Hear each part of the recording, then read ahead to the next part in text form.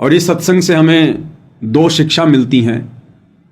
सबसे पहले तो हमें दृढ़ता मिलेगी, हमें विश्वास होगा, क्योंकि गुरुदेव भगवान कह रहे हैं कि बच्चों, ये ऋषि महात्मा सतयुग में, त्रेता में, द्वापर में, जिनकी लाखों वर्ष की उम्र होती थी, हजारों वर्ष की उम्र होती थी, लंबे समय तक वो भगवान की साधना किया करते थे, तपस्या किया करते थे।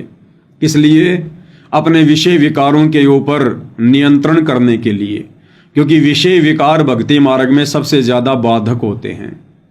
ये साधक के मन को भटकाते हैं, उसे विचलित करते हैं, आत्मा में वो दृढ़ता उत्पन्न नहीं होने देते हैं। इसलिए अपने विषय विकारों को नियंत्रित करने के लिए, समाप्त करने के लिए ये साधु संत महात्मा ऋषि बेचारे घर बार छोड़कर, बाल बच्चे छोड़कर परमात्मा प्राप्ति के लिए जंगलों में चले जाते थे, पहाड़ों पर चले जाते थे, एकांत में चले जाते थे। लेकिन गुरुदेव ने कहा कि लाखों लाखों वर्ष साधना करने वाले वो ऋषि महात्मा भी सर पटक पटक के रह गए, लेकिन काल ने विषय विकारों पर नियंत्रण नहीं होने दिया। उदाहरण के लिए विश्वामित्र ने घर बार त्याग कर परमात्मा प्राप्ति के लिए तप करना शुरू किया, साधना करनी शुरू की। अब इंद्र को भाई और बहनों ये रास नहीं आता है। इंद्र ने अपने हलकारे छोड़ रखे होते हैं, अपने दूत यहाँ पर छोड़ रखे होते हैं। वो यहाँ पर अन्य वेश धारण करके या सूक्ष्म रूप में वो इसी बात की तहकीकात में रहते हैं, क्योंकि वो इंद्र के सीबीआई ऑफिसर होते हैं, कि भाई कोई इंद्र का राज्य प्राप्त करने योग्य तप तो नहीं कर रहा है, इंद्र की गद्दी हथियाने योग्य कोई तप तो नहीं कर रहा है, कोई भक्ति साधना तो नहीं कर रहा, कोई धार्मिक यज्ञ तो नहीं कर रहा है। छोटे मोटे को तो वो खुद ही संभाल लेते हैं, और यदि कोई बड़ी बला होती है तो तुरंत वो नोटिफिकेशन भेज देते हैं इंद्र के पास में। तो इंद्र के पास में नोटिफिकेशन गया कि ऐसे ऐसे एक विश्वामित्र जी हैं और वो ब्रह्म साधना कर रहे हैं और आपकी गद्दी खतरे में है। तो भाई और बहनों, पूज्य गुरुदेव भगवान ने बताया कि इंद्र ने एक उर्वशी भेज दी वहां से, और उस उर्वशी ने अपनी अदाओं से, अपने सौंदर्य से, अपने कामुक शरीर से, अपनी मनमोहिनी चाल से उसने विश्वामित्र को अपने नियंत्रण में कर लिया, और विश्वामित्र ने काम वश होकर उसके साथ में विवाह कर लिया, शादी कर ली, और उनसे एक बच्ची उत्पन्न हुई। और उसके बाद इंद्र के द्वारा भेजी गई वो उर्वशी एक दिन विश्वामित्र जी से कहती है कि ऋषि जी, अब मैं अपने शवलोक को जा रही हूं।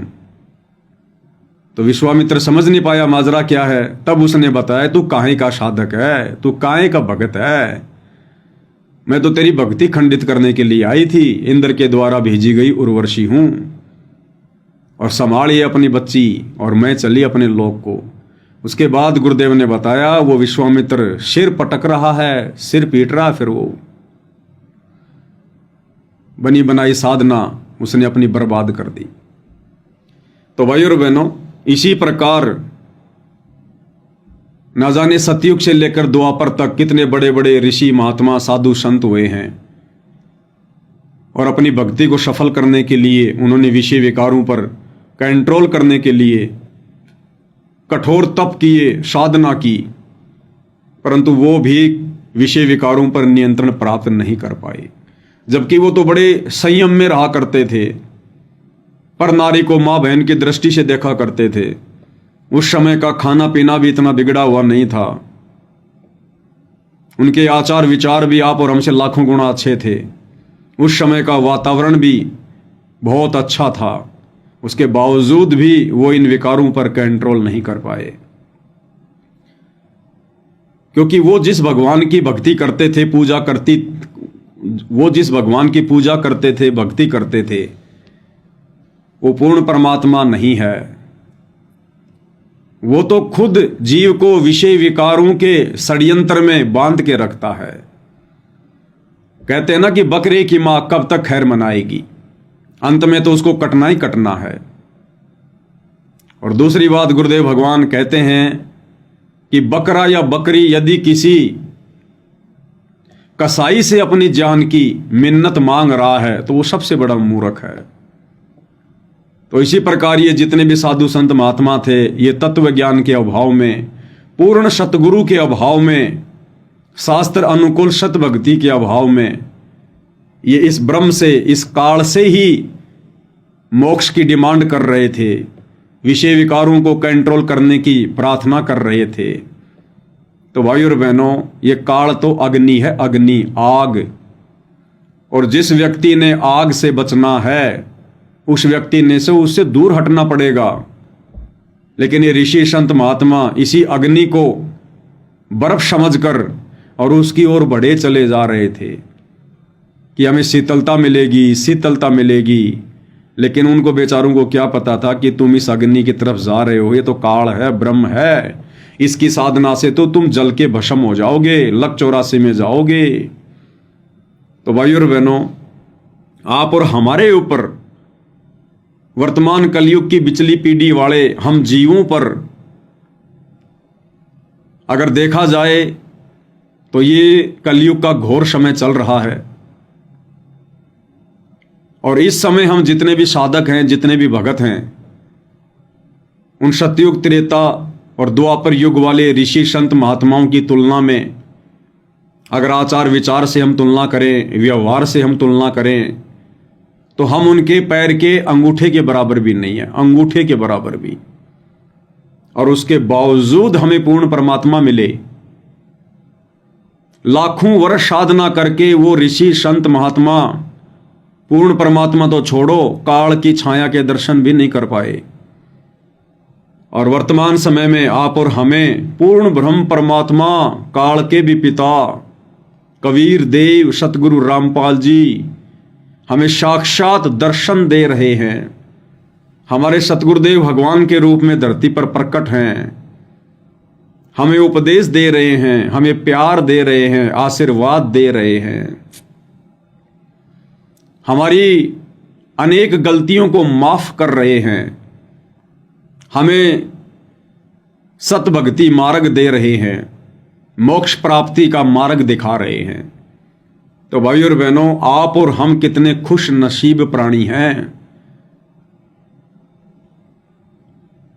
और इसके बावजूद भी यदि हमने इस भक्ति मार्ग पर इस कलयुग की बिचली पीढ़ी में सफलता प्राप्त नहीं की, तो भाइयों और बहनों, फिर आप और हमसे ज्यादा निर्भागी प्राणी भी संसार में दूसरा कोई नहीं हो सकता। तो गुरुदेव भगवान इस सत्संग के माध्यम से हमें दो शिक्षा दे रहे हैं। और हमें विश्वास होना चाहिए कि वर्तमान कलयुग की बिचली पीढ़ी में, इस युवा अवस्था में, जिस युवा अवस्था में ये जीव सबसे ज्यादा भ्रमित होता है विषय वासनाओं को लेकर, काम, क्रोध, लोभ, अहंकार को लेकर, माता पिता की लाख कोशिशों के बावजूद भी बच्चे सीधे रास्ते पर नहीं चलते हैं। और तो किसी की मानेंगे क्या, और किसी को मतलब भी क्या होता है। माता पिता तो हृदय से चाहेंगे कि बच्चा सीधे रास्ते चले, और बाकी जितने भी हमारे शुभ चिंतक बने फिरते हैं समाज में, रिश्तेदार, गुरुजन, वो केवल एक फॉर्मेलिटी के लिए, अपने स्वार्थ के लिए, दिखावे के लिए चाहेंगे कि हम सीधे रास्ते चलें। तो माता पिता की लाख कोशिशों के बावजूद भी जीव इन विकारों पर कंट्रोल प्राप्त नहीं कर पा रहा था। और जैसे ही हम सतगुरु रामपाल जी परमेश्वर जी की शरण में आए, उनसे सत उपदेश प्राप्त किया, और चंद ही दिनों में, कुछ ही समय में आज गुरुदेव भगवान ने विषय वासनाओं को लेकर, काम, क्रोध, मद, लोभ, अहंकार को लेकर आप और हमारे ऊपर वो रजा बख्श दी जो रजा लाखों वर्ष तक साधना करने के उपरांत सतयुग, त्रेता, द्वापर के साधु संत ऋषि महात्माओं को भी प्राप्त नहीं हुई। तो ये एक शिक्षा है भाइयों और बहनों। हमारे को विश्वास होना चाहिए कि ये कार्य, ये असंभव कार्य बगैर पूर्ण ब्रह्म परमेश्वर कबीर देव की विशेष रजा के, विशेष आशीर्वाद के संभव नहीं है। तो सतगुरु रामपाल जी परमेश्वर वो परम शक्ति है, परम पिता परमात्मा हैं, जिन्होंने सहज में आप और हम जैसे दो कोटि के जीवों पर ऐसी रजा बख्शी है। उन्होंने मिट्टी को कंचन बना दिया है, सोना बना दिया है। आप और हमारे जैसे विषय विकारी जीवों को भगत बना दिया है, साधक बना दिया है। तो ऐसे परमेश्वर के हम जितने गुण गाएं, जितनी महिमा करें भाई और बहनों, उतना ही कम है, उतना ही कम है। हमारे तो मुंह का थूक सूख जाना चाहिए परमेश्वर के गुण गाते गाते, जो रजा उन्होंने आप और हमारे ऊपर बख्शी है। तो क्या कह रहे हैं गुरुदेव भगवान, एक छोटा सा सत्संग है और 2 इसमें शिक्षाएं हैं। पूज्य गुरुदेव भगवान के मुख कमल से सुनते हैं। तो यहाँ सबके ऊपर, प्रत्येक प्राणी पे, चींटी से लेकर हाथी, मानव, सबके ऊपर उनका प्रभाव है। तो उससे प्रभावित होकर सभी संतानों उत्पत्ति करते, ये विवश हो गए हैं। बस की बात नहीं, प्राणी कहते कितनी बात बनाओ, ऋषि महर्षियों की कथा सुना दें आपको। ये बड़े बड़े इन्होंने खूब कोशिश की हम इस विकार से बचें, वासना रहित हो जाएं। एक श्रृंगी ऋषि था और वो घर त्याग कर ऋषि परमात्मा पाने के लिए जंगल में चला गया। अब इनको ज्ञान तो था नहीं विचारों को, लेकिन भगवान के लिए आत्मा भटक ही रही है। आप भी भटक रहे हो, कोई कहीं जा रहा था, कोई कहीं जा रहा था। यह आत्मा रुक नहीं सकती जब तक परमात्मा नहीं मिलेगा इसे। क्या कह रहे हैं परमेश्वर, दूसरी शिक्षा, ये आत्मा रुक नहीं सकती जब तक इसको परमात्मा नहीं मिलेगा। तो भाई और बहनों, आज इस विश्व में, पूरी पृथ्वी पर यदि किन्हीं आत्माओं को वो आत्मिक शांति प्राप्त हुई है, यदि कुछ आत्माएं दृढ़ता के साथ, विश्वास के साथ इस शास्त्र अनुकूल सत भक्ति पर लगी हुई हैं, प्रत्येक मर्यादाओं का निर्वाह कर रही हैं, गुरु के प्रत्येक वचन को फॉलो कर रही हैं, तो वो आत्माएं सत्सेवक भाई बहन। तो यदि कोई रुका हुआ है, यदि आत्मा किन्हीं की रुकी है, केवल सत्सेवक भाई बहनों की, क्योंकि हमें पता चल गया कि हमें अब वो परमात्मा मिल गया, वो भगवान हमें मिल गया, जिसकी तड़प में, जिसकी प्राप्ति के लिए हम आत्माएं युगों युगों से भटक रही थी। क्योंकि गुरुदेव भगवान कह रहे कि ये आत्मा रुक नहीं सकती जब तक इसको परमात्मा ना मिल जाए। तो आज इस पूरी पृथ्वी पर यदि किसी को आत्मिक संतुष्टि है, मानसिक संतुष्टि है, आध्यात्मिक संतुष्टि है, तो केवल वो सत्सेवक भाई बहन है। सतगुरु रामपाल जी परमेश्वर जी की लाखों की संगत में जो भाई बहन सतलोक आश्रमों से जुड़े हुए हैं, उन्हें भी मानसिक आध्यात्मिक संतुष्टि नहीं है। वो आत्माएं भी विचलित हैं, भ्रमित हैं, डगमग हैं।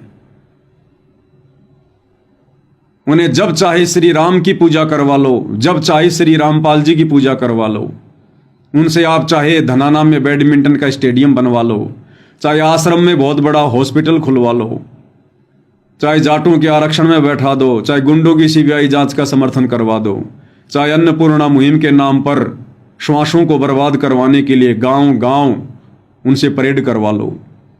वो आत्माएं भी भ्रमित हैं, डगमग हैं, उन्हें संतुष्टि नहीं है, उन्हें अभी पहचान नहीं है। तो क्या कह रहे हैं गुरुदेव कि जब तक इस आत्मा को परमात्मा नहीं मिलेगा, ये आत्मा रुक नहीं सकती। तो आज भक्ति मार्ग पर कौन रुके हुए हैं? रुकने का मतलब दृढ़ता के साथ, विश्वास के साथ, गुरु के प्रत्येक वचन में रहकर, प्रत्येक मर्यादाओं को फॉलो करके जो भक्ति कर रहे हैं, इस विश्वास के साथ, उसको कहते हैं रुकना, आत्मा का स्टेबल हो जाना, स्थिर हो जाना, किसी के बहकावे में ना आना।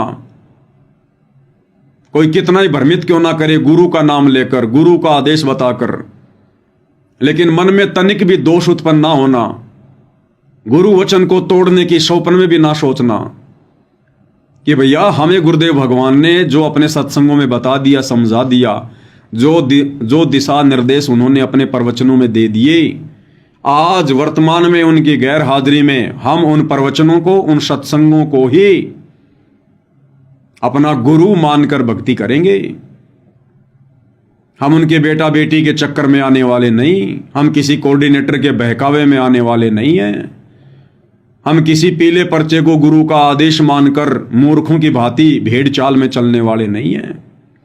तो इसको कहते हैं आत्मा का रुक जाना, आत्मा का डट जाना। किसी के डराने से नहीं डरना, धमकाने से भयभीत नहीं होना कि तुम्हें गुरुद्रोही कर देंगे, तुम्हें आश्रम में नहीं घुसने देंगे, तुम्हारी गुरुजी से प्रार्थना लगवा देंगे। भैया तुम जो मर्जी एप्लीकेशन लगवा दो, कहीं भी लगवा दो,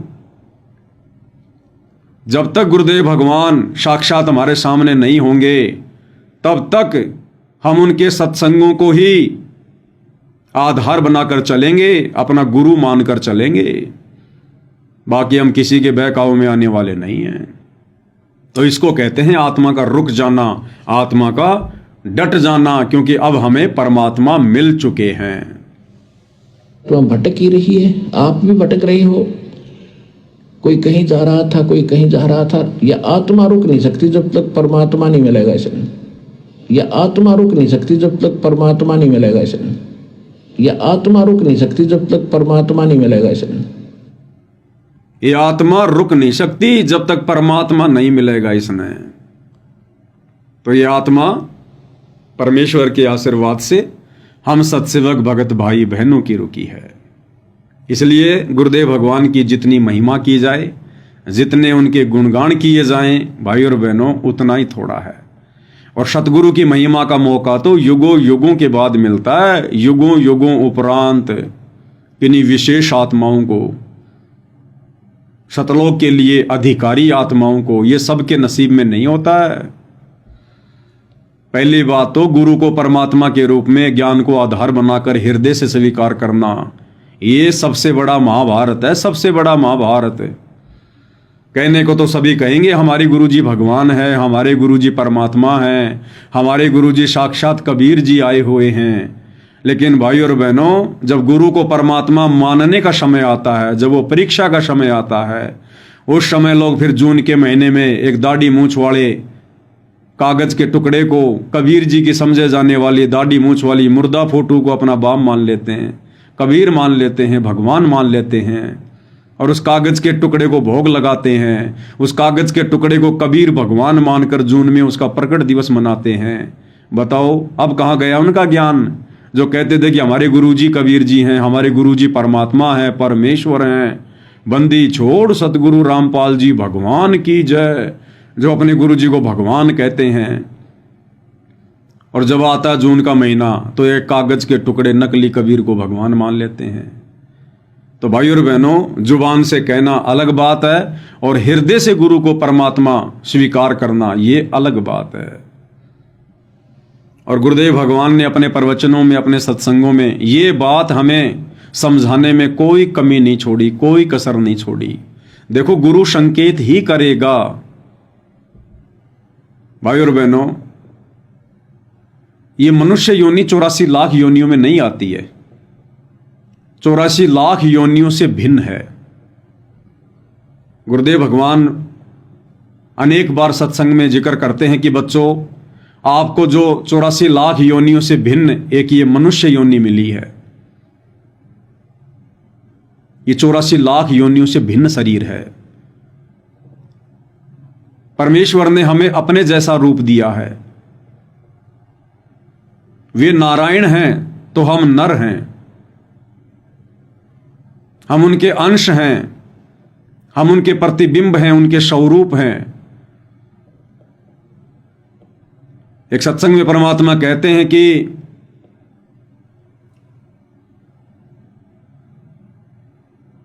मालिक की वाणी है, नर नारायण देह पाय कै तू फेर 84 में जाई, यो सौदा फिर नाही रे संतो, यो सौदा फिर नाही। नर नारायण देह पाय के, देह यानी शरीर, यानी नारायण जैसा नर शरीर प्राप्त करके अगर तूने भक्ति नहीं की तो फिर 84 में जाएगा। इसका मतलब ये जो नर देह है, जो मनुष्य शरीर है, ये 84 लाख योनियों से भिन्न है। इसलिए आप और हमारे पास में जो बुद्धि है वो 84 लाख योनियों के प्राणियों से भिन्न है, उनसे उत्तम है, उनसे श्रेष्ठ है। जरा सी बुद्धि का ही अंतर है भाइयों और बहनों, अन्यथा हमारे में यानी मनुष्य में और 84 लाख योनियों के प्राणियों में कोई अंतर नहीं है। जरा सी बुद्धि का अंतर है बस। परमात्मा कहते हैं भक्ति बिना नर और खर एक है। भक्ति यानी ज्ञान, समझ। इस भक्ति के बिना, इस ज्ञान के बिना, इस बुद्धि के बिना नर और खर एक हैं। इंसान और गधा, इनमें कोई अंतर नहीं है।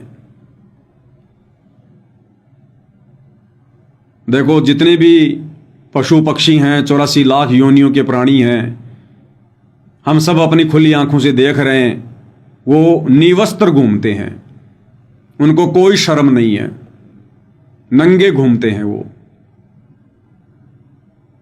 और मनुष्य को परमात्मा ने जरा सी बुद्धि दी, जिस बुद्धि के कारण इसने अपने शरीर को ढकना शुरू कर दिया। अगर ये 500 रुपए के कपड़े ना हो, अगर ये 500 रुपए के वस्त्र ना हो, तो मनुष्य में और जानवरों में कोई अंतर नहीं है। यानी इंसान में और 84 लाख योनियों के प्राणियों में केवल 500 रुपए का अंतर है, केवल 500 रुपए का, जरा सी बुद्धि का।